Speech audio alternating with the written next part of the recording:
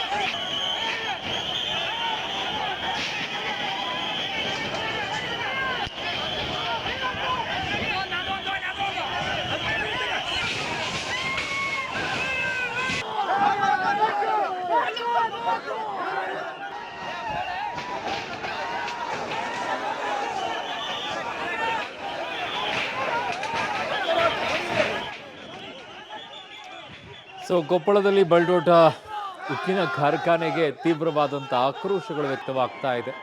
ಅವ್ರದ್ದೇ ಆದಂಥ ಒಂದಿಷ್ಟು ಸಂಕಟಗಳು ಅಲ್ಲಿ ರೈತರಿಗೆ, ಅದರಿಂದ ಆಗುವಂತಹ ಪರಿಣಾಮಗಳ ಬಗ್ಗೆ ಅವರು ಬಹಳ ದೊಡ್ಡ ಮಟ್ಟದಲ್ಲಿ ಹೋರಾಟವನ್ನು ಮಾಡ್ಕೊಂಡು ಬರ್ತಾ ಇದ್ದಾರೆ. ಬಲ್ಡೋಟ ಉಕ್ಕಿನ ಕಾರ್ಖಾನೆಯ ವಿಚಾರದಲ್ಲಿ ಬಟ್ ಈಗ ಆ ಆಕ್ರೋಶ ಇನ್ನೊಂದಿಷ್ಟು ದೊಡ್ಡ ಮಟ್ಟದಲ್ಲಿ ಸ್ಫೋಟವಾಗ್ತಾ ಇದೆ. ಕಾರಣ ಅದರಿಂದ ಆಗುವಂಥ ಅನಾಹುತಗಳು ಇವತ್ತರ ನಾಳೆ ದೊಡ್ಡದಾಗುತ್ತೆ ಅನ್ನುವಂಥದ್ದು ರೈತರ ಆರೋಪಗಳಲ್ಲಿ. ಆಮೇಲೆ ಉಕ್ಕಿನ ಕಾರ್ಖಾನೆ ಸುತ್ತಮುತ್ತಲಾಗುವಂಥ ಬೆಳವಣಿಗೆಗಳು ಕೂಡ ಇದೆ. ರೈತರಿಗೆ ಗೊತ್ತಿಲ್ಲದೆ ಇರುವಂಥ ವಿಚಾರ ಏನೂ ಇಲ್ಲ. ಹಾಗಾಗಿನೇ ತೀವ್ರವಾಗಿರುವಂಥ ಹೋರಾಟವನ್ನು ಅವರು ಮಾಡ್ತಾ ಇದ್ದಾರೆ. ಅವರು ಬದುಕಬೇಕಲ್ಲ ನಾಳೆಗೆ.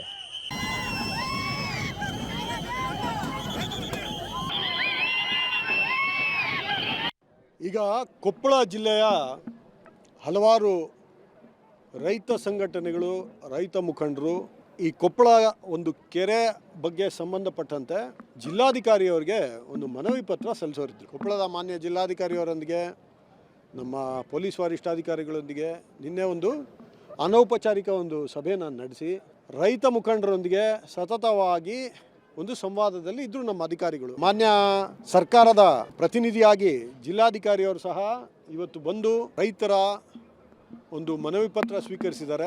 ಪ್ರತಿಭಟನೆಗೆ ಬಂದ ಕೆಲವರು ಇಲ್ಲಿದ್ದ ಒಂದು ಗೇಟ್ನ ಮುರಿದಿರೋದು ಕಂಡು ಬಂದಿದೆ. ಇಮಿಡಿಯೇಟ್ಲಿ ಘಟನಾ ಸ್ಥಳಕ್ಕೆ ನಾನು ಬಂದು ಡೀಟೇಲ್ ಆಗಿ ಎಲ್ಲ ರೈತ ಮುಖಂಡರೊಂದಿಗೆ ಸಂವಾದ ನಡೆಸಿದ್ದೇನೆ. ಯಾವ್ಯಾವ ವಿಚಾರಗಳನ್ನ ಅವರು ನಮಗೆ ತಿಳಿಸಿದ್ದಾರೆ ಅದನ್ನು ನಾವು ಸರ್ಕಾರದ ಗಮನಕ್ಕೆ, ನಾವು ಜಿಲ್ಲಾಡಳಿತ, ನಾವು ಸರ್ಕಾರದ ಗಮನಕ್ಕೆ ತರ್ತೇವೆ.